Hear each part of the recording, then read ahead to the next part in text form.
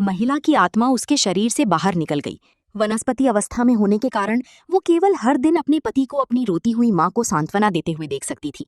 महिला को लगता था कि उसका पति एक अच्छा इंसान है, लेकिन उसे नहीं पता था कि ये सब उसके पति का रचा हुआ नाटक था। जब रात हुई तो महिला की आत्मा अपने पति के पीछे पीछे घर तक गई। उसने बेडरूम से दूसरी औरत की आवाज सुनी। तब उसने देखा कि उसका पति अपनी प्रेमिका को घर ले आया था। दोनों की बातचीत से उसे पता चला कि वो कार दुर्घटना जिसने उसे वनस्पति अवस्था में पहुंचा दिया, दरअसल उन्हीं दोनों की साजिश थी, सिर्फ इसलिए क्योंकि उसके पति ने उसके नाम पर एक बड़ी बीमा पॉलिसी करवा रखी थी। अगर उसकी पत्नी की दुर्घटना में मौत हो जाती तो उसे बहुत बड़ी रकम मिलती, फिर वो अपनी प्रेमिका से शादी कर लेता। तभी महिला को समझ आया कि उसका पति हर दिन जो प्यार दिखाता था वो सब सिर्फ दिखावा था। महिला गुस्से में अपने पति का गला घोटना चाहती थी, लेकिन उसकी आत्मा उसके शरीर को छू भी नहीं सकती थी। वो केवल ये देख सकती थी कि उसका पति उसके हत्या के प्रयास के सबूतों को तिजोरी में छिपा रहा था।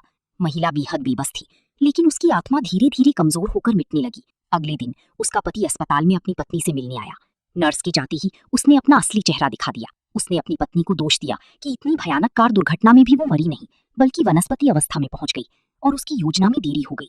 अब वो और इंतजार नहीं करना चाहता था। उसने फैसला किया कि वो अपनी पत्नी को खुद ही मार देगा। हालांकि महिला कोमा में थी, फिर भी वो समझ गई कि उसका पति उसी समय उसे मारने की कोशिश कर रहा है। जब वो पूरी तरह निराश हो चुकी थी, तभी उसकी चेतना एक रहस्यमयी जगह में खींच गई।